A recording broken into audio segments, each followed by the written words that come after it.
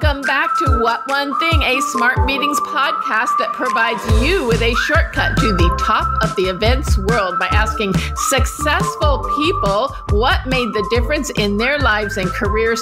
I'm JT Long, Vice President and Content Director of Smart Meetings, and today's conversation will nourish your mind and imagination when it comes to F&B. Thomas Whelan is Director of Operations for Levy. He's been in the industry for more than 20 years and still has a fresh approach to every event. He's passionate about feeding people and was recently awarded the Smart Speakers Award for his work sharing his insights from stages all over the world. Let's learn his secrets for wowing at the table. Welcome, Thomas. Thank you. Thank you for having me, JT. I'm so excited to be here. I'm really excited for this conversation. We're going to have a great time. So you started at a restaurant at age 14, went on to be a barista, a line cook, and operations jobs. How did you get from there to here? So I like to joke around. I actually started at 13 years and 9 months.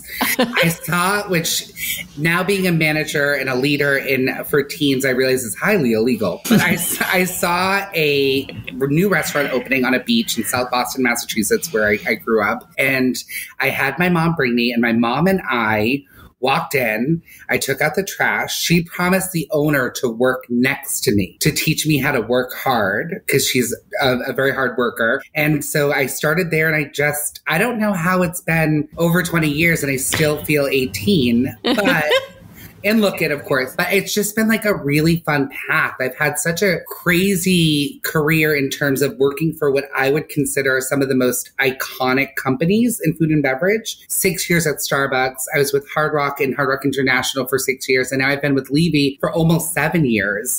And it's just felt so natural. And I will never do anything else. Yeah, it's addicting, right? Once you start, it's just, you got to have that fit. Yes.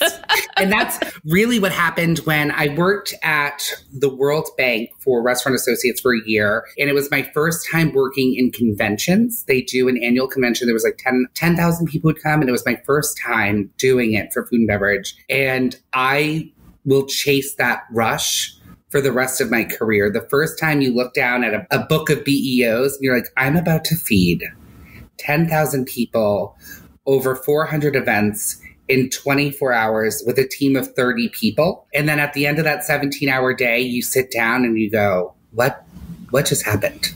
And it was, I will crave that feeling for the rest of my career. It's a blur. And yeah, I think everyone in this industry has a healthy or unhealthy appreciation for that rush of what an event is. And that's really kind of the difference, even though catering really has tried to deliver a more restaurant quality experience. When you're feeding 10,000 people, it's a whole different scale. You want to talk a little bit about the logistics that go into feeding 10,000 people? Well, yeah, I think that's what's so cool about it, because so many people in food and beverage, we start as foodies, or we start as people who, kind of have that mindset from the Song of Annie, you're never fully dressed without a smile. You just want to always give that kind of service. And then all of a sudden you work in these large scale events and you get to unlock the logistics side of your brain. You're thinking of things like the flow. Where are the attendees coming from? You're working with transportation. You're working with, the show caller to figure out, are they all leaving at once? We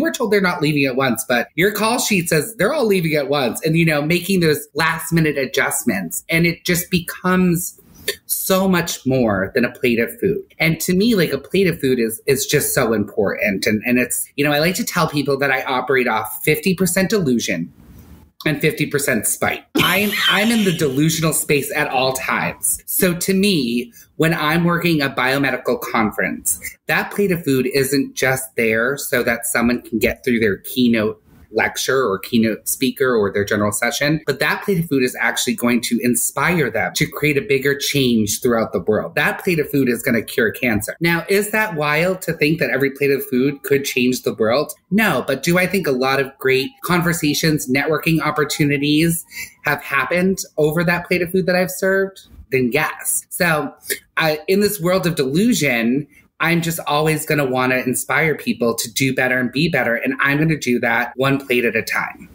Does that make sense? It's powerful stuff. And I just want to call out, you talk about your combination of delusion and spite. You sent over a photo that is so serious. And yet I know you as this just very funny, friendly, fast on your toes kind of guy. Would you call yourself like a fine wine? You're very complex. I don't think fine wine is the term. I think in Philadelphia, they call it a citywide, which is like a shot of whiskey and a beer. It's a little tough to look at first. You're like, what's going on there? That seems like really rough around the edges. But honestly, I'm just here to celebrate people. I just want to celebrate everyone's wins, my team's win, your win, everyone's win. And so I'm as complex as the first shot you'll take at the night, and I'm as fun as the one in the middle. And sometimes I can be that last one where it's like, you should probably go home. And we love how complex everyone in the industry is, but you bring some wonderful notes to the conversation.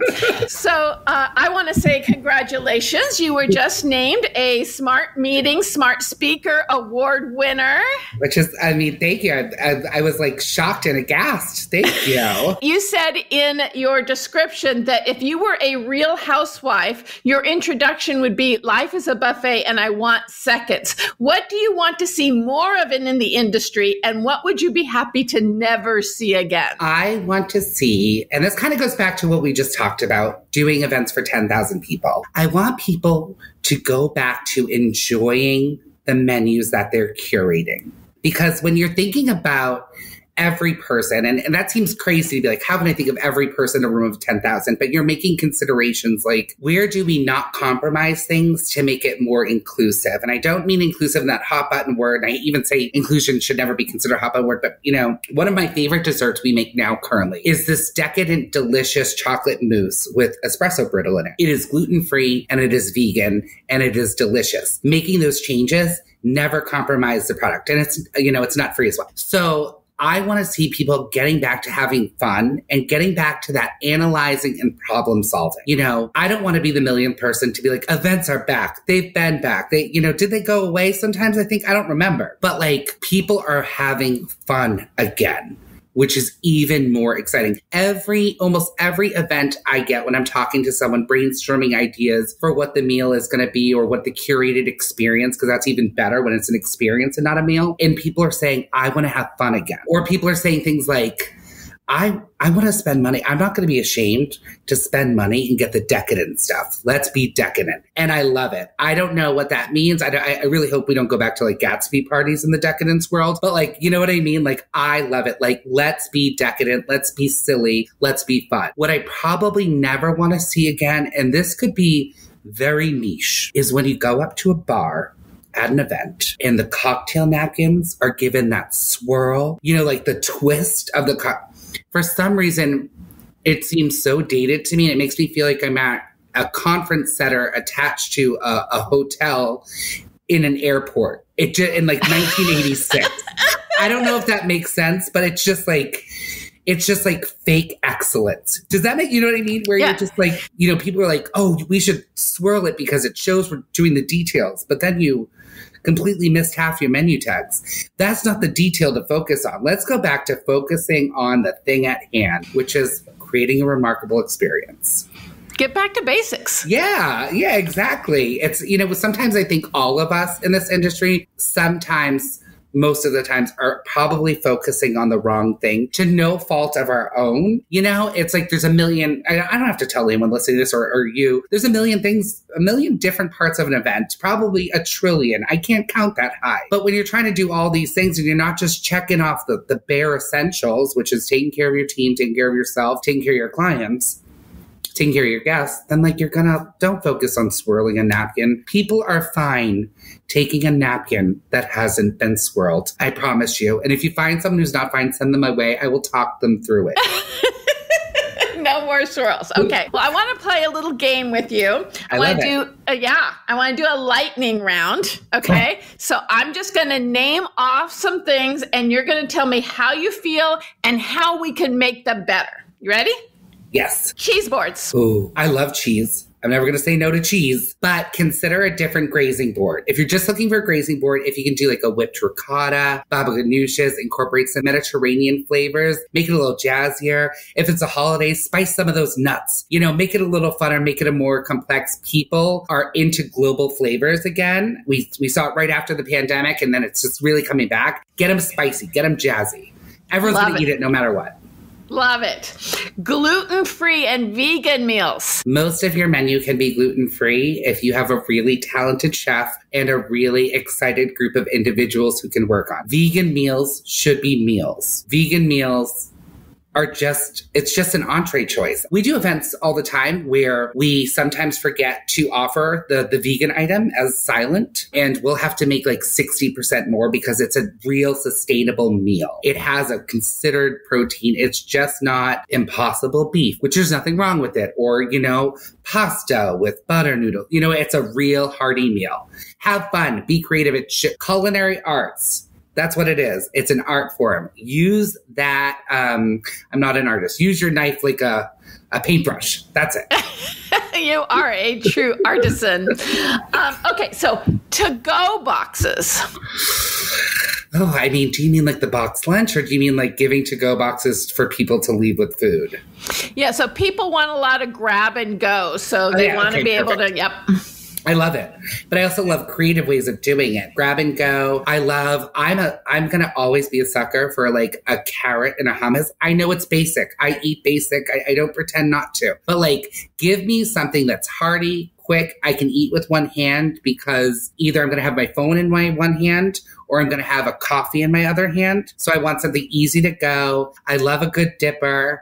I want it to be compostable so I don't feel bad about leaving it somewhere and being like, oh, someone's going to have to come find this in the hall. And and local. If you have a lot of people coming in, I love when people reach out to local snacks, local favorites, because sometimes at like big conferences and conventions, we forget they won't ever get to experience anything other than a convention center, hotel, sometimes in the airport. Airport. Yeah.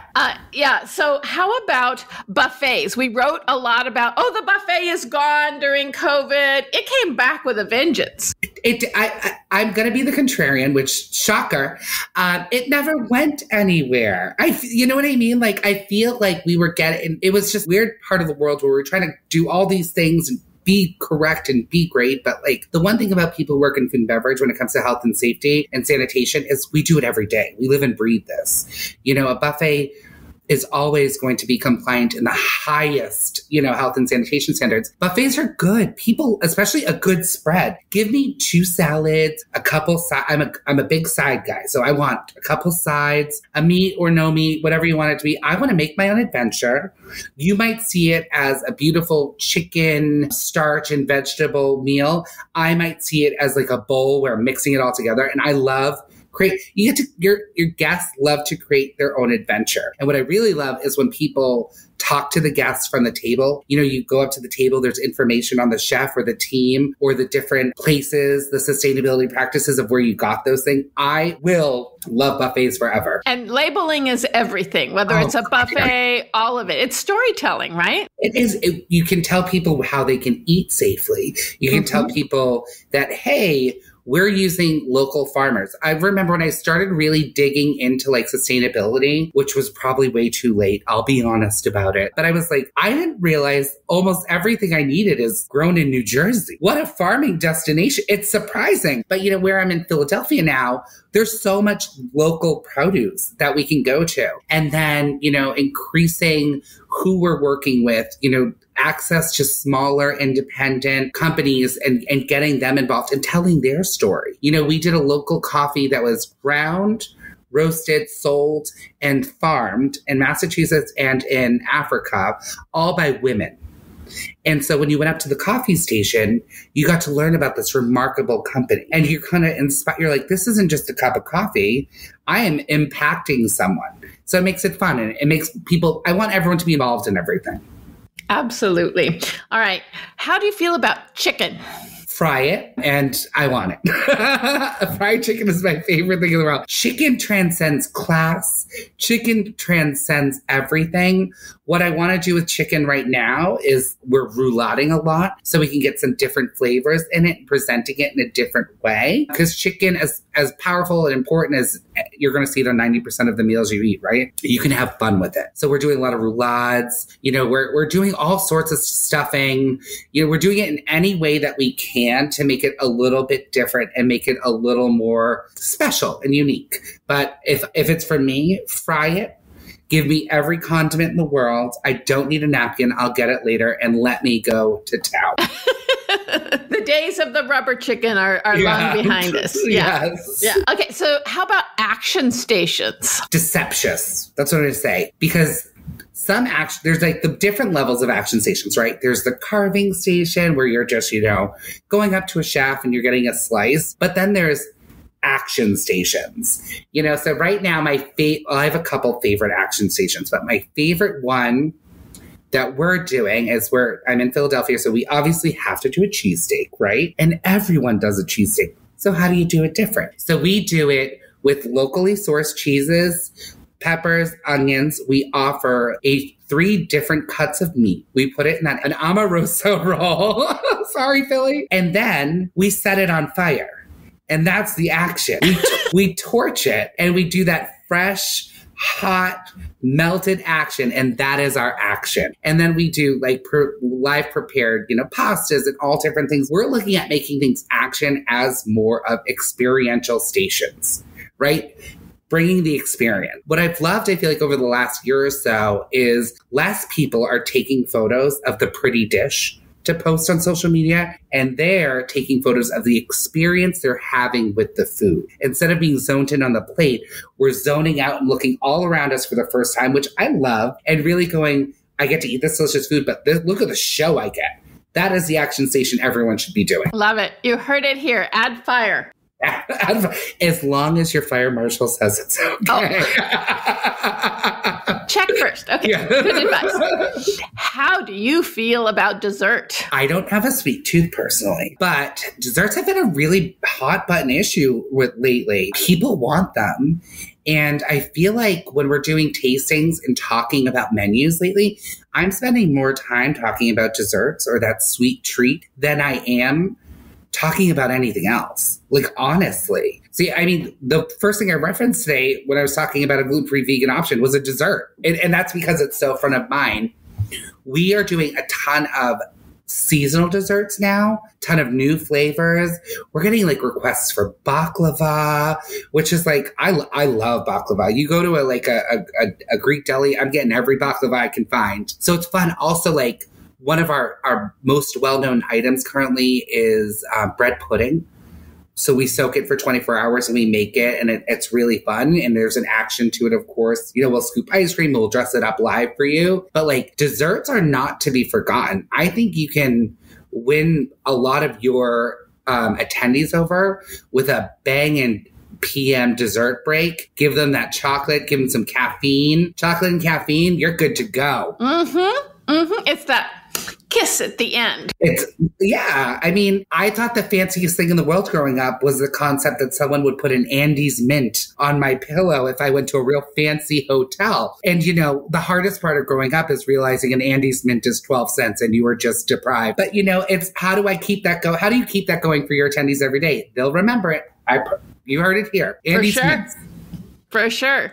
Hey, I want to talk about cocktail receptions. What is a better way to network people rather than just rolling in a cart of liquor and saying, go at it? That's a tough one. Because I feel like when you start trying to figure out how to get people to network, you've already lost it. Because if you create an authentic space that inspires them to be there and stay there, if you can, which during this summer, who knows if you can, it's so hot, get them outside, get the sun glowing, mix it up a little. I love when there's a conversation piece at the bar. I love a signature drink. And I mean any form of signature drink. I saw once in Columbus, they were doing a create your own seltzer bar. So they were carbonating the water and then you could add different flavors to it.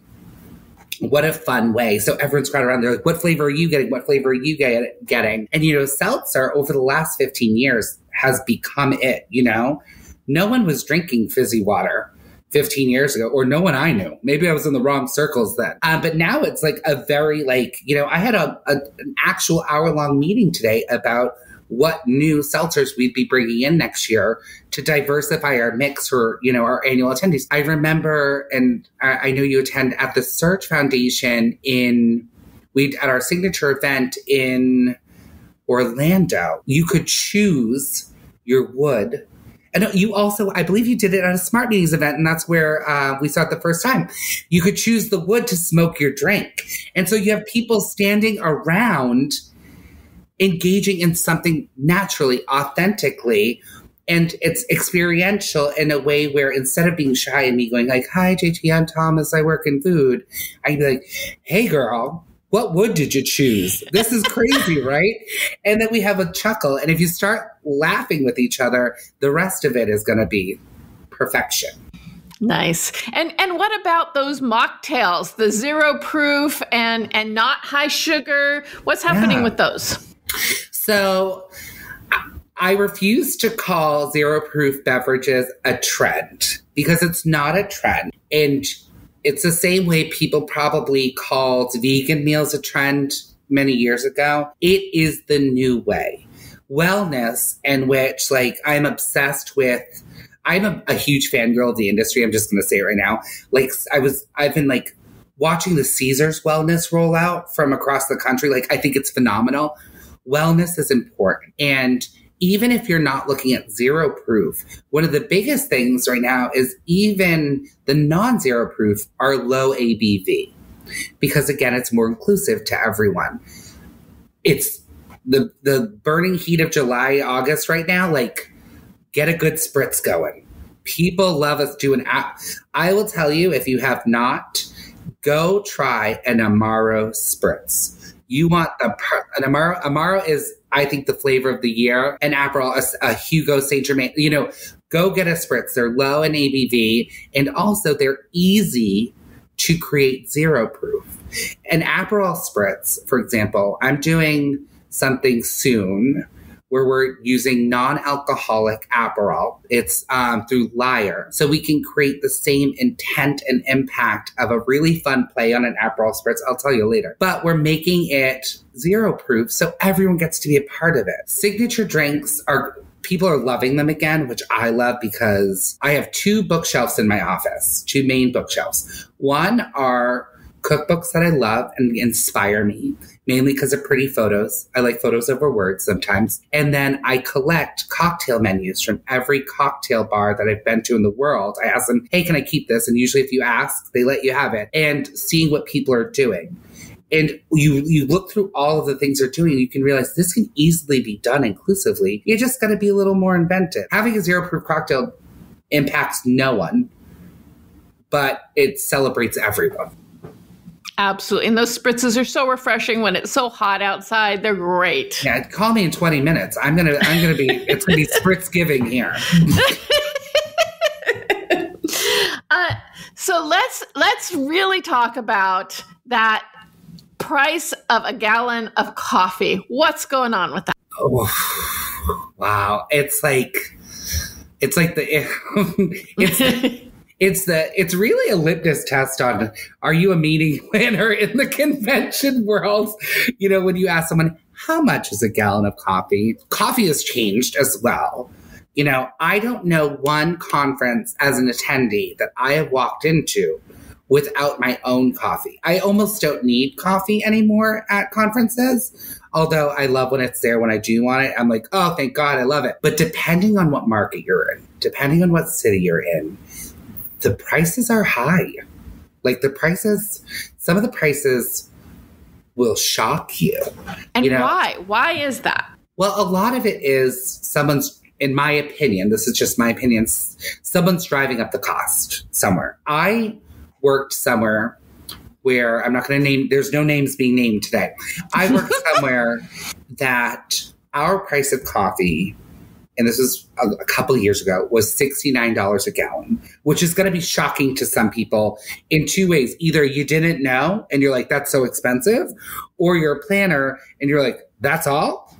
And we were on the same block as another place that was $139. I've heard 200. I ask around because I don't have that rate currently. We don't do by the gallon where we're at right now. But like, you know, there's a lot of things that I can assume are true about it. You know, one is a lot of convention centers have union team members. They're paid equitably and they're paid with living wage at like a really great rate. And usually the people preparing those things aren't in gratuity-based positions. So they need that. So that impacts it. I've also experienced personally the caliber of coffee is drastically changed. You can't get, you know, a 20-cent 60-gallon bag of coffee, you know, poured in a machine and go anymore. You need that fair trade, locally sourced. And the more words I can use to describe a bag of coffee, you can just add a dollar sign. The more expensive it is, yeah. So, and like the taste buds are different. And also like what I love now instead of coffee breaks is bringing in baristas and doing and really, really focusing on that and making that like a key focal point. I don't know if the coffee bubble will ever burst. I can tell you where I am. We're looking with binoculars being like, how high can it go? I don't think coffee should be determining where you're going. And if the coffee is the determinator, I would take a step back and consider your attendees and consider, is this really what they want? Because that could just be one speed bump or one hurdle in getting into the door of a great facility that has something else for you. My senior year of high school, I won most talkative, and I've never given the crown down.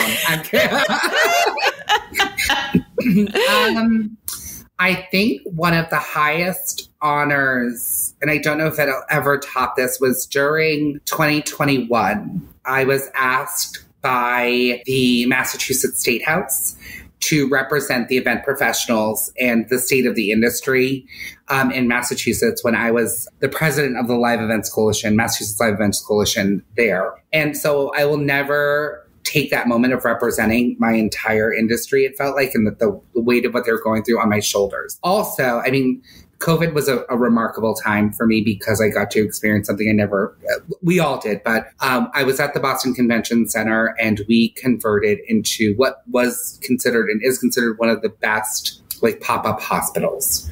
And we had 4 days to make the food and beverage plan. And I got to use all of the skill set that I've honed in planning and food logistics to actually impact my community.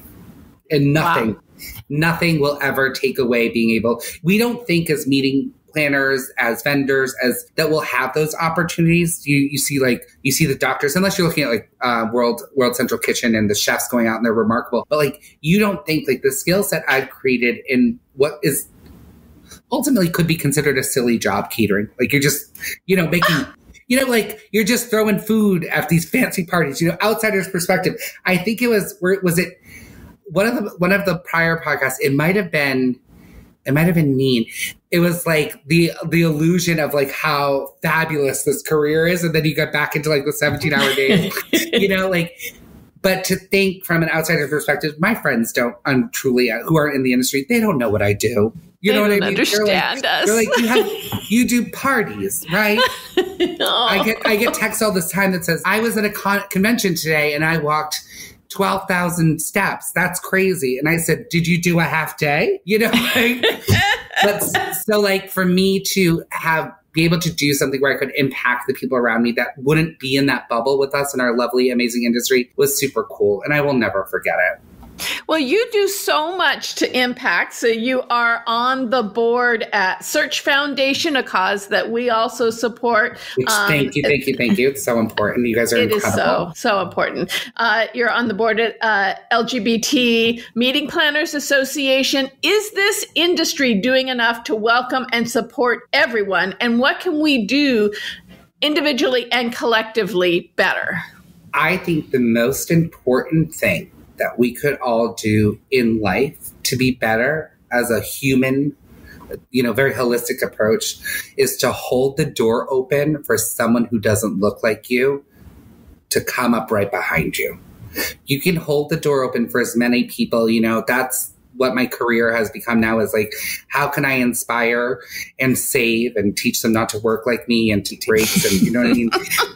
My next generation to be better at the things that I'm not good at, which were, largely self-care. But that's our generation. That's my generation. Like we're like 18 hours a day is fine. I'll go on vacation in 26. But if we really all want to impact the world to be better anyway, it would be to hold the door open for someone who doesn't look like you. I had a remarkable experience when I was at Hard Rock in DC where we had J1 students. So we did 3 seasons with J1 students. One of the seasons was Philippines and Thailand. One of them was Eastern Europe. And then one of them was South America. And so every year I would have 16 to 40 international students who want to work in hospitality come to America and learn American hospitality, which can be a blessing and a curse. It's the first time I've ever had to teach a class about you have to smile. We show teeth here. And, it's also the first classroom, some people will be rude to you. And in that I realized I can really, and now I look at these children, they were babies when I met them. They were 18. I could smell the family dinners with their mom off of them as they're in this big city, executive chefs in Dubai, all, running hospitality programs in Macau. And am I delusional enough to think that I had some part of that? Yes, because that's what inspires me. But I think they either learned something that they did not want to ever see again in hospitality, or they saw something that made them want to stay. And so that was the first chance I ever saw. I might not come from the same place as you, literally. I probably do not speak the same native language as you, literally. And you probably are looking at me like, what is this? But I can at least make you love this. And I get to do that now. Every year I talk at BU, School of Hospitality, and talk about why I love the hospitality industry and food and beverage as a whole. And I just hope that we can open doors for them as well. Hold the door open. And so tell me, you've done all these great things. What's your next goal? Personally, it's booking travel more than 2 weeks in advance. Good luck with that. Yeah. But if you get it. I think my next thing is to mentor someone to replace me. And mentorship is my big thing. And equity in creating, spaces where everyone feels like they have the tools to be successful. I just want to build at this point at, 38 years young, I want to focus the next 40 years of my career in making someone love food and beverage or love hospitality or love meetings and events as much as me. Because if I can get one more person hooked, that's one more mensch in the team, one more person you want to work alongside. Absolutely. Absolutely. Well, they would be lucky to work alongside you. I can tell you that. I don't know. I'm pretty tough. Revert back to my my head shop for Okay, so now we get to the reason we had you on the podcast in the first place. It's called What One Thing. We want to know your secret sauce. What has made you so successful, and how can our community of meeting profs apply that same spice to their lives and careers? It is such a good question, and obviously it's a question you're going to be asked when you come on. I think the most important thing that I would pass on to anyone is to know your value. And I do not mean that in a fancy, fun way. I mean, if this were the game of Sims, you need to know how much you cost and never back down. Because once you put yourself on sale, you can never get your full value back. And I think so often, whenever I interview people for even entry-level positions, and hourly or salary, I'll be like, I always ask, I don't ever ask people how much is it going to be? I'm not that kind of, I say what is the proper compensation for you to be happy in your role here? That's what I ask. And I always hear people give this range where they're like, I'll do $50 or 50,000 as the simple range. I don't know, 50 to 55. If you ask me how much it costs to come work for you, how much it costs for me to leave my cat every day. I know the dollars and the cents. And the reason is that because I know the value I bring. I look at the comps of what other people are getting paid. And too many people in our industry are underpaid because they undervalue what they do. What's really remarkable about our industry is the barrier of entry. And this kind of goes to all of like the planning world. In order to call yourself a meeting planner, what do you need to do? Exactly. No one wants to say it, but it's really like, you just have to say you're a meeting planner. And we have wonderful certifications. You can look at someone's experience and, in order to call yourself a wedding planner, it's the same. Like our barrier of entry is really low. But also what's so incredible about our experience, about our industry is the miles you put into this career, physically working and lifting, are more valuable than whether you went to the best university in the world. Now that university experience, that, analytical experience, all that, you can get that and they'll teach you how to put value on yourself. But so many people, I feel like, and especially younger people, don't realize like you need to know the number. And you need to, just like in the game of The Sims, or I think there was a commercial when I was younger where it was a bank and they put all their numbers. I encourage everyone who has ever been on my team, know your number. Because at the end of the day, if you know your value, you're going to know what to do to be successful. You're going to know when you're not being treated fairly or correctly or valued. I have worked for only a few companies, even at my age, which now I think, I mean, it'd be shocking for you because I know you've been with Smart Meetings well. It's like people leave a job after a year or two now, and that's like fine. In my brain, I'm like, what is it? The reason I stay usually is because I am compensated well, I feel valued, and because I know what my value is. And it's not like I want to be treated well. I want to be paid well. I want to experience life, and I want you to know that I know what I'm worth. That's the sauce. The sauce is literally a dollar sign. And I know I want to be, or just love everyone, world peace. But like, honestly, what I'm going to tell everyone for the rest of my life is know your number, because people want to pay you less.